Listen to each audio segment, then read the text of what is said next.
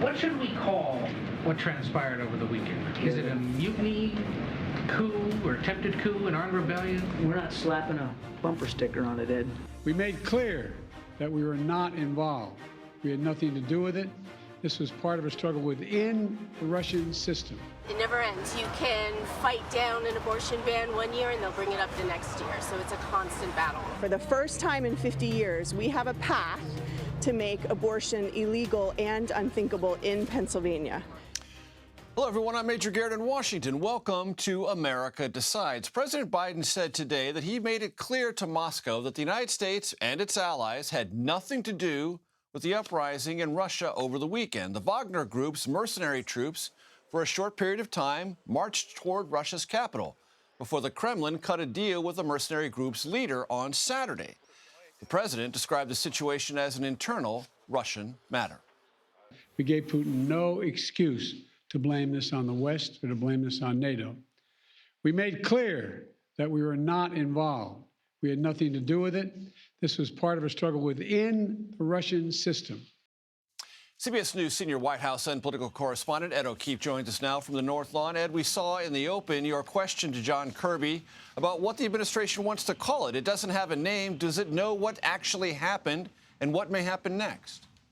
Seems that the administration and just about everybody else outside Russia is still trying to exactly decipher what transpired and what may be coming next. Notable that they won't say, for example, where is the head of the Wagner Group.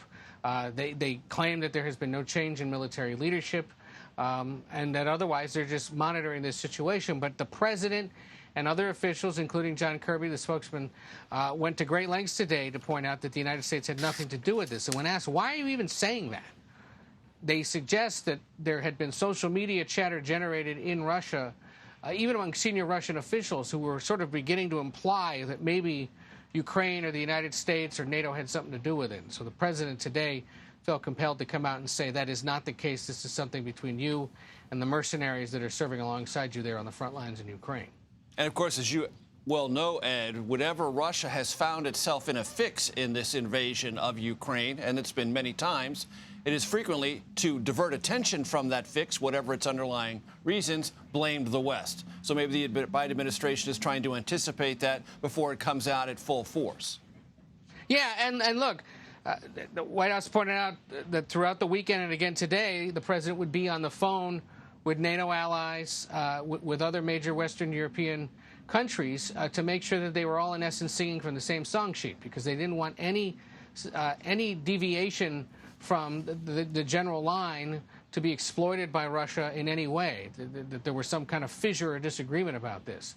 And so it was notable that the president upended the weekend by making sure that he, the Canadians, the British, the French, the Italians, the Germans were all in cohesion in how to respond, emphasizing their support for Ukraine, saying that they're mostly focused on the situation in Ukraine, while Putin has to deal with this internal matter, as he described it today. Ed, do us a favor. You had another engagement with John Kirby at the podium about what the conversations were between the U.S. and Russia and the relative level of anxiety, to the degree there is any, with this Russian nuclear power and the instability we saw. Walk us through that. Yeah, well, you know, given that we know that there had been U.S.-Russia engagement through the weekend, with the United States emphasizing to some counterparts that they had nothing to do with this as well, we tried to get a sense of, well, how was that reaction? Did they get back to you quickly? Because remember, during the Cold War and in the years since, there's, in essence, been an open line of communication. It's only until recently, once the Ukrainian conflict began especially, that communication's broken down. And it had always been maintained through the years because the two are the biggest nuclear powers. So we asked Admiral Kirby today, how is that interaction? How was it through the weekend? Here's part of what he had to say. Was the U.S. confident the Russians would be responsive in the event of a nuclear or other real crisis, given how they were this weekend?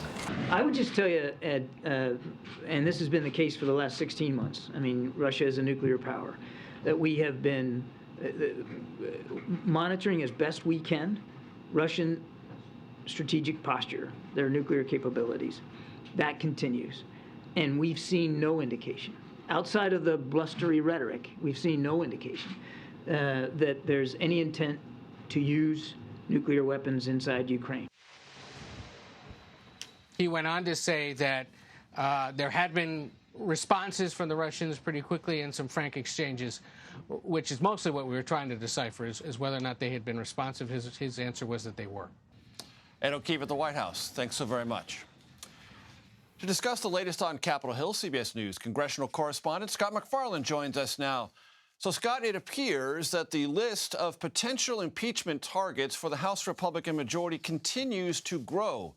I suppose it's worth asking, will Merrick Garland, the sitting Attorney General, soon be added to that list? Yeah, the House Speaker indicates the House Republicans will look into that possibility, Major, about moving on impeachment of the Attorney General Merrick Garland. The Speaker says that there is a former IRS official or two, the Republicans characterize them as whistleblowers, who've told the House Ways and Means Committee that Merrick Garland's Justice Department slow-walked that investigation of the president's son, of Hunter Biden, in Delaware. Merrick Garland has flatly denied that accusation. What's more, he said that the U.S. attorney in Delaware has had full autonomy to handle this investigation without the Department of Justice interfering, a Trump-appointed U.S. attorney in Delaware. But it's as if impeachment is the word on that word-a-day calendar. You rip off a page each day, because it's not just Merrick Garland.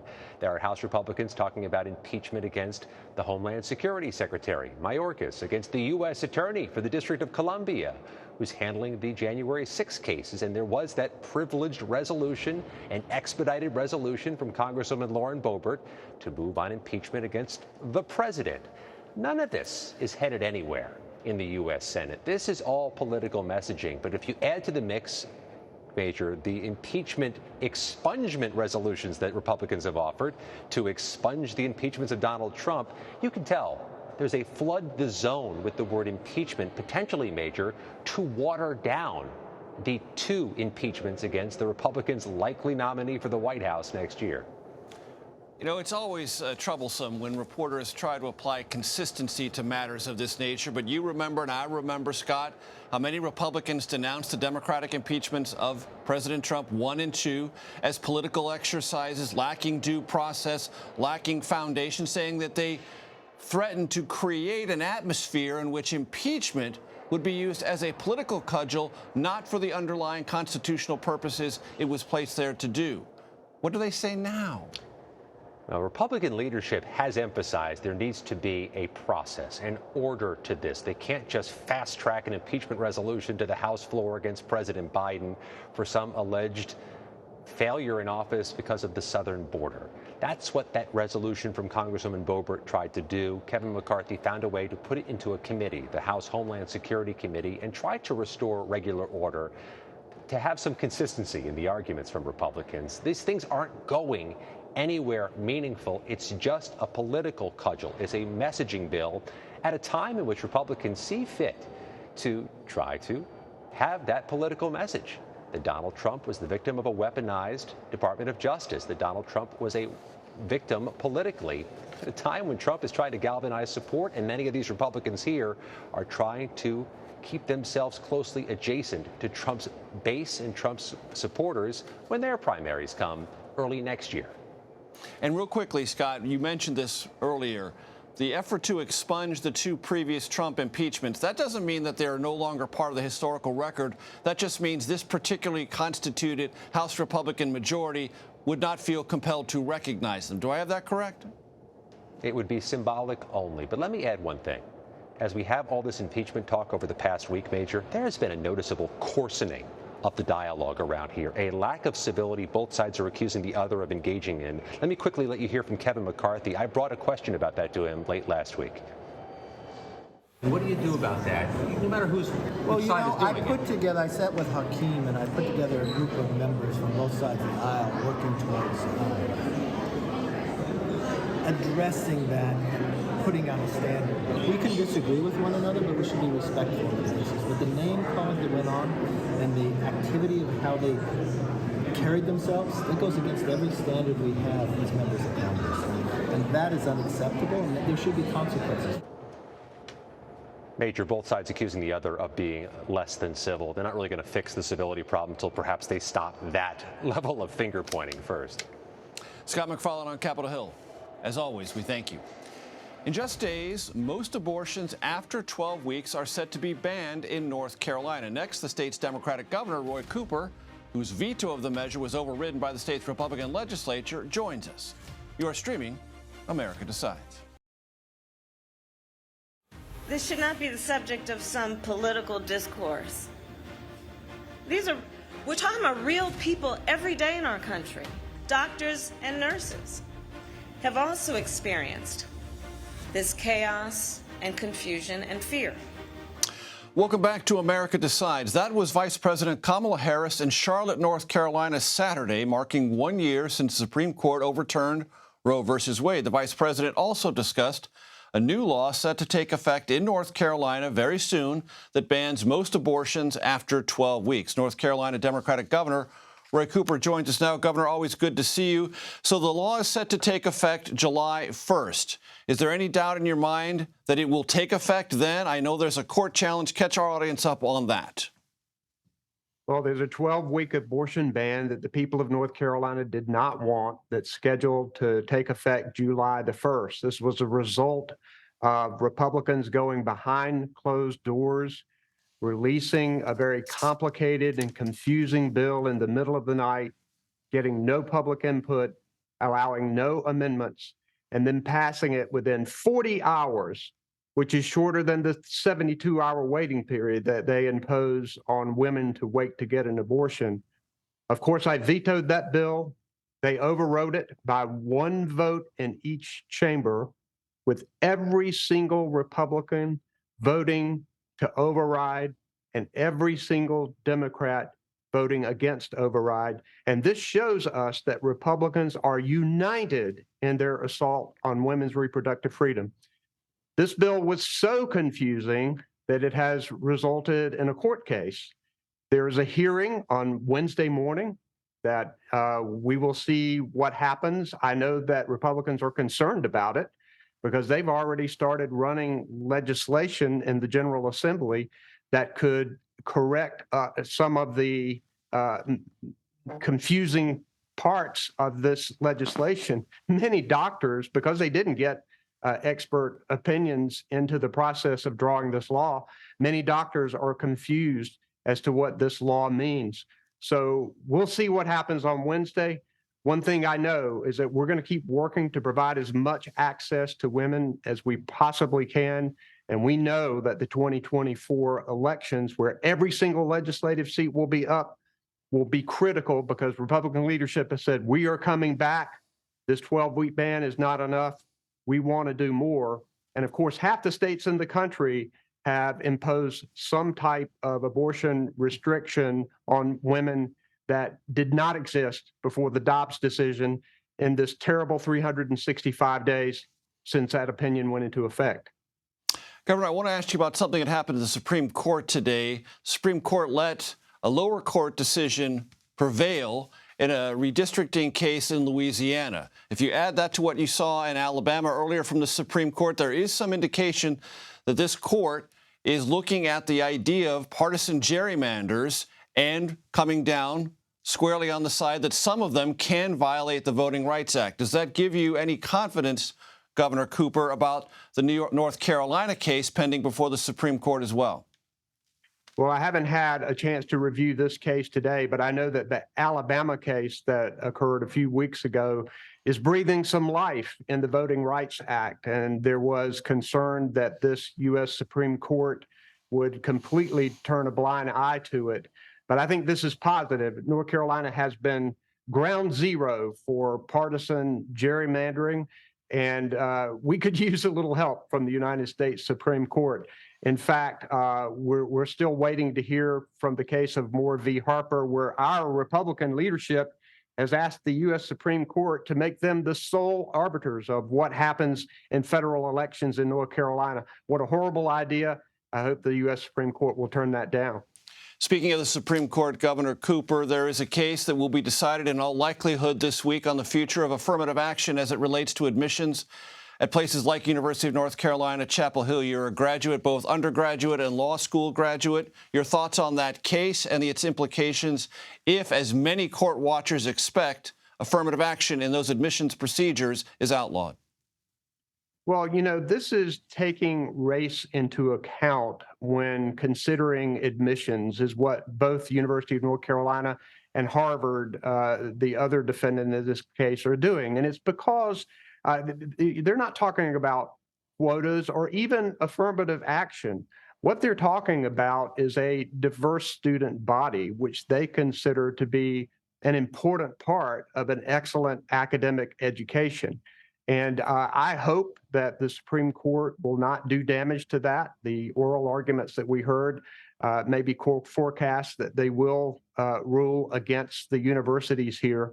But I was one of a number of present and former governors who filed an amicus brief in this case saying, our universities are training grounds for the future leadership of our state and our businesses. And being part of a diverse campus is important to having a quality education. It makes a person more well-rounded.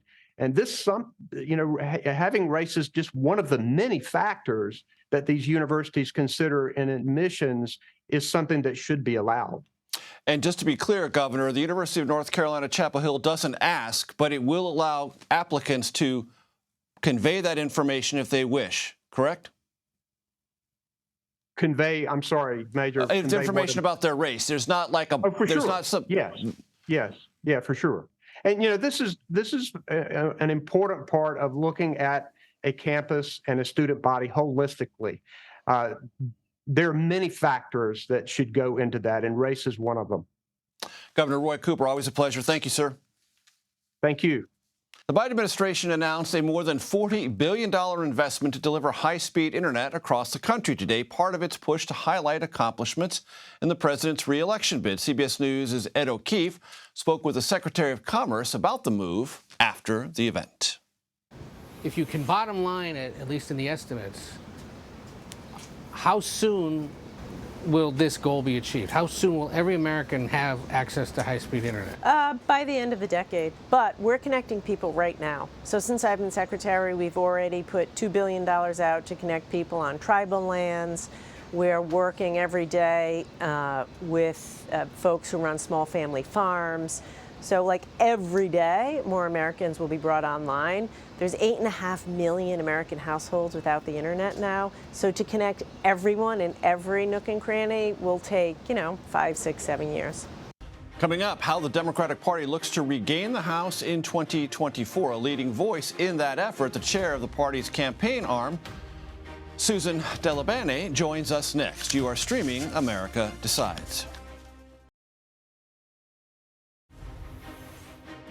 Welcome back to America Decides, with much of the 2024 focus inevitably on the race for the White House. Democrats are trying to reclaim the House and expand their majority in the Senate. The DCCC raised what it is calling a record-breaking $37.7 million during the first quarter of this year, and that includes nearly $17 million raised in the month of March. That's almost $12 million more than its Republican rival. Here's another acronym for you, the NRCC, raised over the same period of time. Susan Delabene is our guest now. She is the chair of the Democratic Congressional Campaign Committee here in Washington. We shorthand that to DCCC. Congresswoman, it's great to see you. Let me ask you about something that happened just today. I hope you're briefed up on it. The Supreme Court has lifted a hold on a lower court ruling that may allow for the redrawing of congressional map in Louisiana. To the degree you can, what's your comment or reaction to that move? Well, first of all, thanks for having me. And we had a monumental Supreme Court decision on the Voting Rights Act with respect to Alabama. And that same decision has an impact on Louisiana. We need to make sure that everyone has fair representation. The maps were not fair in Alabama, and for similar reasons, we can see changes in the map in Louisiana and maybe other states as well. So this is incredibly important to make sure that communities can really feel like they have representation, that their votes are not diluted. And this will be important as well, as it gives opportunities for there to be new leaders and potentially new members of the Democratic caucus from the South. So in Louisiana, currently 5 representatives that are Republicans, 1 Democratic. Do you believe that if this decision holds, you could have 1 more Democratic representative out of Louisiana? Potentially, as well as Alabama as well. And so for those who think about this periodically, I know you think about it almost relentlessly, the majority in Congress, particularly the House, is determined by the map and how they're drawn. What do you take away from, as you mentioned, the Supreme Court decision in Alabama and also one that is consistent with that in Louisiana? How would you say this Supreme Court is acting in the space of voting rights that may have surprised you? Well, the Voting Rights Act was historic legislation, really that was critical to making sure that we do have fair representation across the country. This decision from the Supreme Court really reaffirms that, and it was a monumental decision. But really, we went through redistricting last cycle, or the last 2 years. People thought it was over, but what we're seeing is abuses to the way lines were drawn, and that has led to litigation and important results like we saw in Alabama and what we'll see here in Louisiana. That does impact how those lines are drawn, impacts the makeup of districts and the potential for candidates to run there. So this is very, very important, has a big impact. And you know, we need 5 more seats to take back the majority in the House, for Democrats to take back the majority in the House. And changes like this could have a big impact on our ability to do that. Something that has also had a big impact, the Supreme Court's decision now just 1 year ago, 1 year and a couple of days in the Dobbs decision.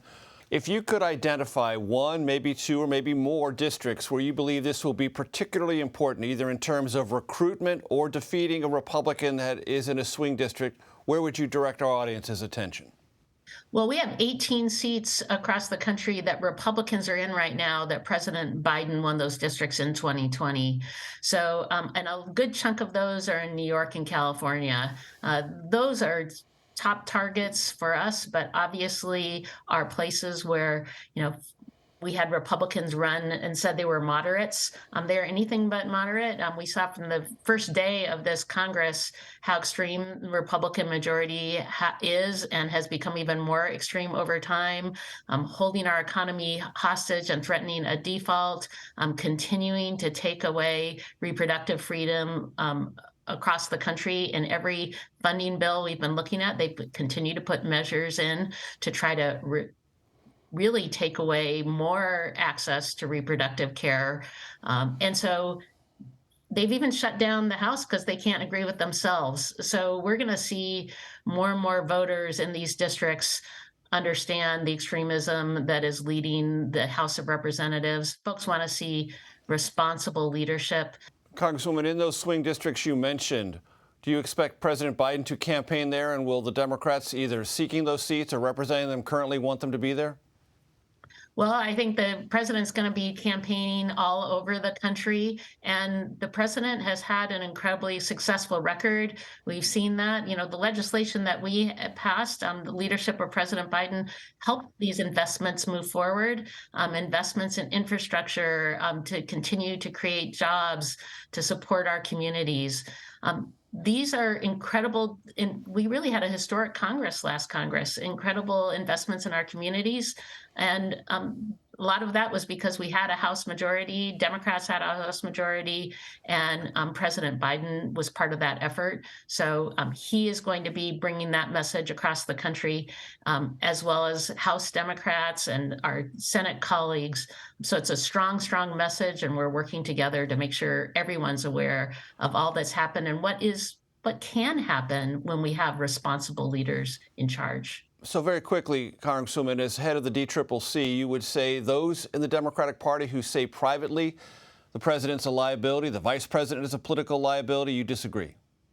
I think we've seen incredibly strong performance from President Biden. He has been a true leader. He's held Republicans accountable. He has brought our country forward. He saved us from a default where Republicans were leading us. So absolutely, the president has done a great job, and we will be in a great position if he's reelected for another 4 years. Congresswoman Susan DelBene, thank you so much for your time. Thank you. Have a great day. That does it for today. You can stream America Decides Monday to Thursday at 5 p.m. Eastern. You are streaming CBS News.